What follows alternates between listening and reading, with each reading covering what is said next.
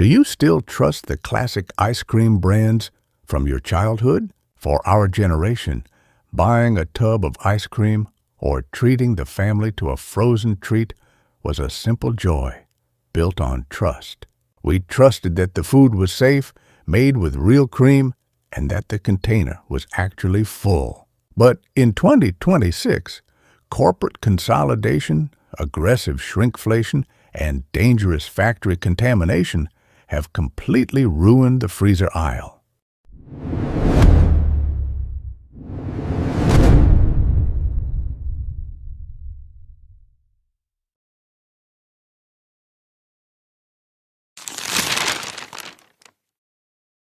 If you saw our last video, you already know that the Totally Cool facility in Owings Mills, Maryland, had a listeria problem the FDA first detected as far back as 2017.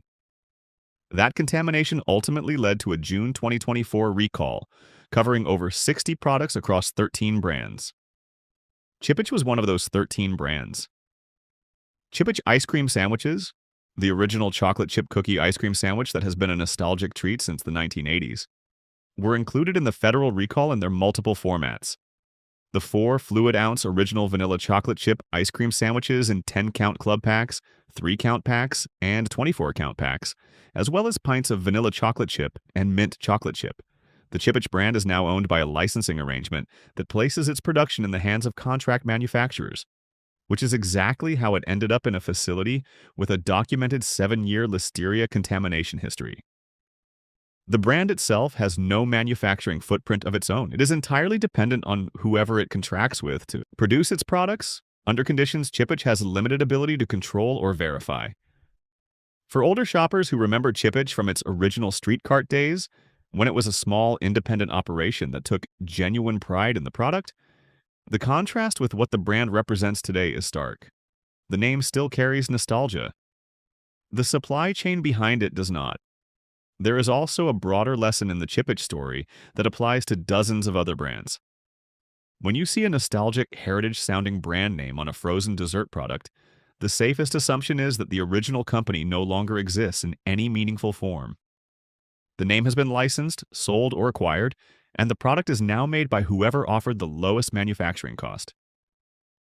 The packaging evokes the original. If you have been watching the hidden menu for a while, the name Unilever will already ring alarm bells.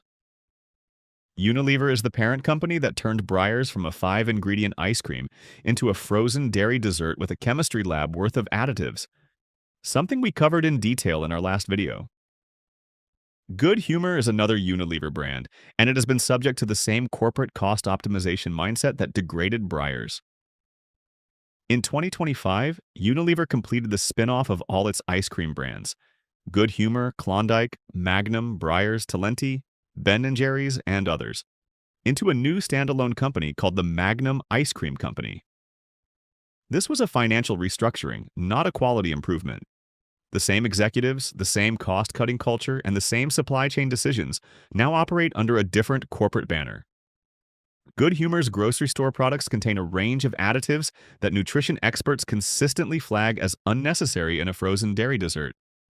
Carrageenan, a seaweed-derived thickener, has been the subject of ongoing independent research into its effects on digestive health, with some studies raising concerns about its potential role in intestinal inflammation. Polysorbate 80, an emulsifier used across many mass-market ice cream brands, has been the subject of animal studies that have prompted questions from food safety researchers. The real issue with Good Humor is the same issue we raised with Breyers in our last video. A brand built on a simple, trustworthy promise, in Good Humor's case the classic American ice cream truck experience, is now producing a product engineered for maximum shelf life and minimum cost. The childhood memory is the marketing. The ingredient list is the reality. And after what we showed you last time about how Unilever operates, none of this should come as a surprise. Containers going from 64 ounces to 48 ounces while prices stayed the same or went up. Drumstick is one of the clearest individual examples of this exact practice applied to a single product. Drumstick is a brand owned by Froneri, a joint venture between Nestlé, one of the largest food companies in the world, and a private equity firm, Consumer advocates and shrinkflation tracking organizations have documented that drumstick cones have been reduced from 4.6 ounces to 4.1 ounces, roughly an 11% reduction in the amount of ice cream in each cone. The packaging looks virtually identical. The price has not decreased to reflect the smaller product. Nestlé's steak and Froneri connects directly to a pattern you already know about if you saw our last video. The same corporate logic that drove Breyers to downsize its containers is at work here. Nestlé has annual revenues exceeding $90 billion. The decision to reduce a drumstick cone by 11% was not made because ingredient costs left no other option. It was made because it is one of the easiest ways for a company of that size to quietly extract additional margin from consumers who are not watching the net weight number on the packaging. The drumstick ingredient list also includes modified starch, carrageenan, polysorbate 65, and artificial flavors. For a product that is sold at a price premium above generic store brands, the formulation does not reflect a premium product. And for older Americans who have bought drumstick cones as a summer staple for decades, an 11% reduction in product with no price adjustment and no announcement is a form of quiet disrespect for the loyalty they have shown this brand. Number 5. Klondike. Here is where the Unilever pattern we introduced in our last video becomes impossible to ignore. Klondike is another brand from the same family, now under the Magnum Ice Cream Company umbrella. And it holds what may be the most dramatic documented shrinkflation record in the entire frozen dessert category. A Klondike bar has gone from 5 ounces to 4 ounces. That is a 20% reduction in product.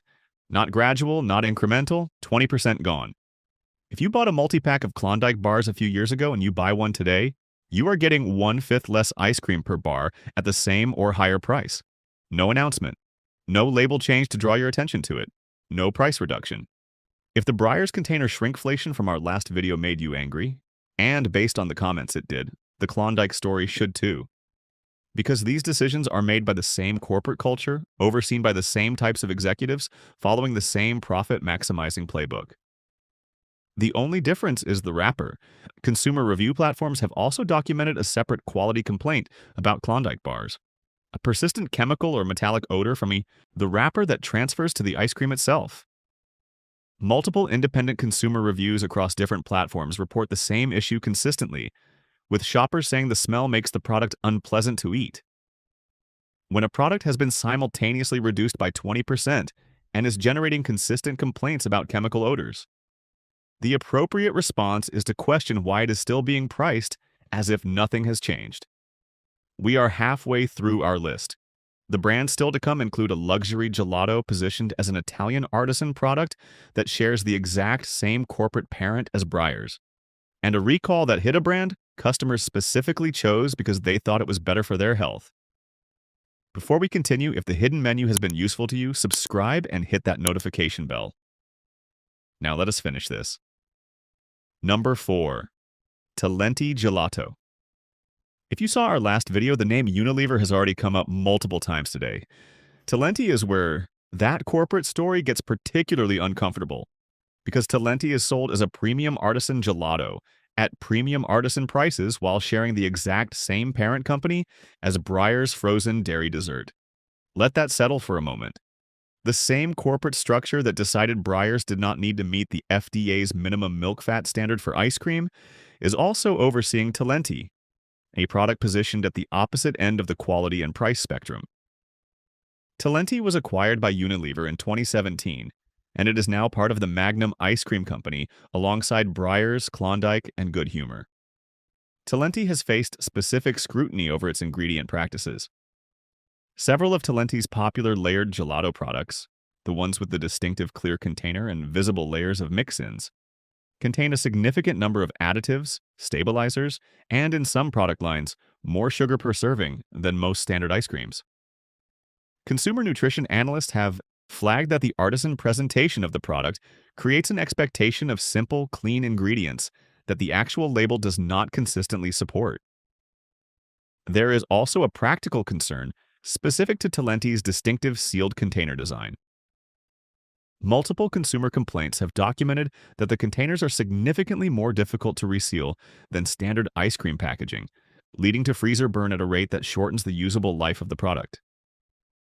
for a product sold at premium prices specifically based on quality. A packaging design that accelerates spoilage is a meaningful quality failure. As part of the Magnum Ice Cream Company's portfolio, Talenti is subject to the same profit pressures and cost optimization priorities as every other brand in that lineup. Paying premium prices for a brand in that portfolio based on its artisan heritage is paying for a story that the corporate parent has been systematically moving away from since the acquisition. It is also worth noting that Talenti was acquired by Unilever in 2017, 4 years after Unilever had already begun the process of downgrading Breyers from ice cream to frozen dairy dessert. The acquisition of a premium artisan brand into a corporate portfolio already engaged in systematic quality reduction should have raised questions. What it actually produced was a premium brand that now funds the same executive team responsible for those reductions, while retaining just enough artisan presentation to maintain its price point. Number 3. Magnum Ice Cream. At this point in today's video, the Magnum Ice Cream Company, formerly Unilever's ice cream division, has been mentioned in connection with Good Humor, Klondike, and Talenti. The Magnum brand itself deserves its own entry because its shrinkflation record is one of the most systematic and brazen in the category. Magnum is the premium brand of the portfolio, positioned and priced as a luxury ice cream bar with marketing imagery built around indulgence and quality. The documented shrinkflation history contradicts every element of that positioning. Standard Magnum bars were reduced from 120 milliliters to 100 milliliters. Multi-pack boxes were reduced from 4 bars to 3 bars at the same retail price. In 2024, Magnum mini packs were reduced from 6 bars per box to 5 bars per box at the same price. That is a series of sequential, compounding reductions.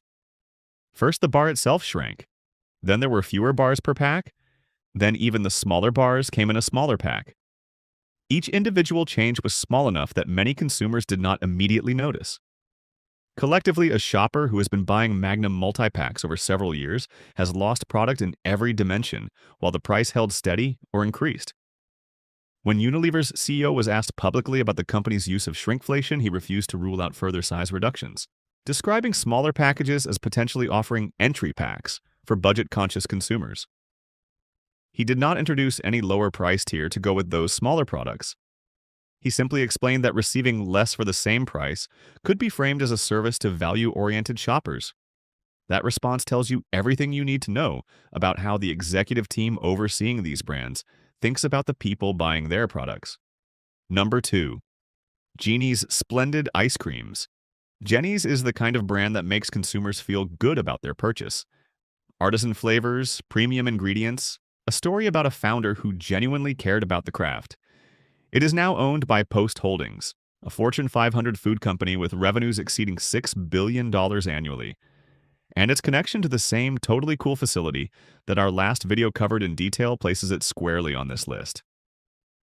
In June 2024, Jenny's ice cream sandwich and frozen dessert products were included in the totally cool Listeria recall, the same recall that hit Friendly's, which we covered in our last video, and that ultimately led to the FDA seeking a permanent injunction against the facility in March 2025.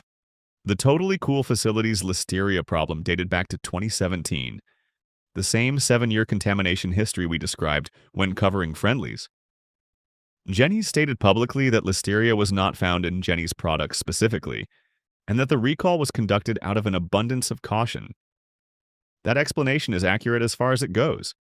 But for consumers who choose Jenny's at a significant price premium, specifically because they trust its quality and safety standards, the use of a manufacturing partner with a decade-long bacterial contamination history in its facility is a supply chain decision that the brand's premium positioning does not adequately account for. This is the co-manufacturing problem in its starkest form. If you saw a brand at the budget end of the market and a brand at the artisan premium end of the market, both ended up in the same recall because both outsourced production to the same building. The packaging was different. The price was different. The manufacturing risk was identical. For the shoppers paying Jenny's prices, often 2 to 3 times what a mainstream pint of ice cream costs, the expectation of superior quality control is built into the price itself.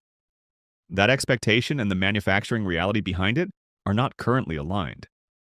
Until Jenny's can demonstrate that its supply chain choices reflect the same premium standards its packaging promises, The premium price does not reflect premium accountability.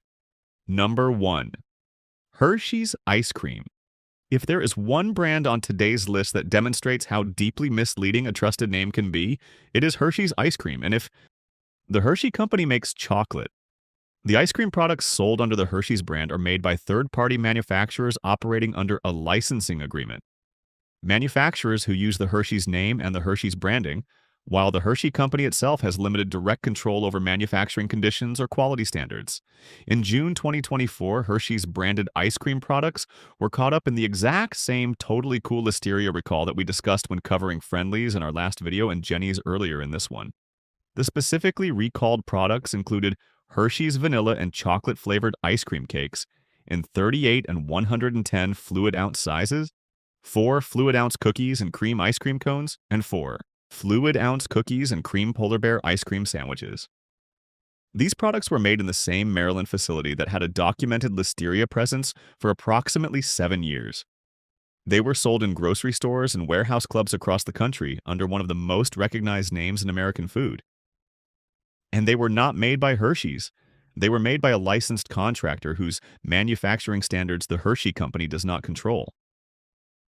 For older Americans who grew up associating the Hershey's name with a specific standard of quality, and who buy Hershey's branded ice cream cakes for family celebrations without a second thought, the reality of how that product is actually made represents a meaningful breach of the trust the brand has built over generations. The name on the container is a marketing asset. The accountability behind the name is something else entirely. What all of this tells you. If you have watched both this video and our last one on ice, cream brands, a pattern has emerged that is bigger than any individual brand on either list. The American ice cream industry has consolidated into a small number of large corporate operators. Unilever, now the Magnum Ice Cream Company, controls Breyers, Ben & Jerry's, Klondike, Magnum, Good Humor, Talenti, and more. Nestlé through Froneri controls Haagen-Dazs and Drumstick. Wells Enterprises controls Blue Bunny, Halo Top, and Bomb Pop. A handful of contract manufacturers produce products for dozens of brands simultaneously. This consolidation means that quality decisions made by a small number of executives determine what ends up in the freezer section of virtually every grocery store in America. When those executives decide to shrink a product, every brand in the portfolio shrinks. When a contract manufacturer has a contamination problem, every brand produced in that building gets recalled. When a corporate parent decides to relabel a product to avoid the FDA's definition of ice cream, the consumer has no idea until they read the fine print. The answer is not to stop eating ice cream. It is to read labels, check net weights, look up recall histories, and support the brands that have maintained their standards. The information is available. The hidden menu's job is to make sure you have it. Some brands have genuinely held their ground. Tillamook, the Oregon Dairy Cooperative, uses a relatively short ingredient list and has maintained its own manufacturing rather than outsourcing to contract facilities with questionable records. Perry's Ice Cream, a family-owned producer operating in New York since 1918, has kept independent ownership and quality standards that corporate-owned brands have systematically abandoned. At the premium end, some products still use cream, milk, eggs, sugar, and flavoring as the core ingredients without a lengthy additive list behind them. The freezer aisle is not hopeless. It just requires the kind of attention that these companies have specifically designed their packaging to prevent you from paying. A familiar name, a nostalgic design, a premium-looking container. All of these are tools for bypassing the rational evaluation of what is actually in the product. Reading the ingredient list and the net weight before you buy is the single most powerful thing you can do to protect yourself and your household from the practices we have covered across both of these videos.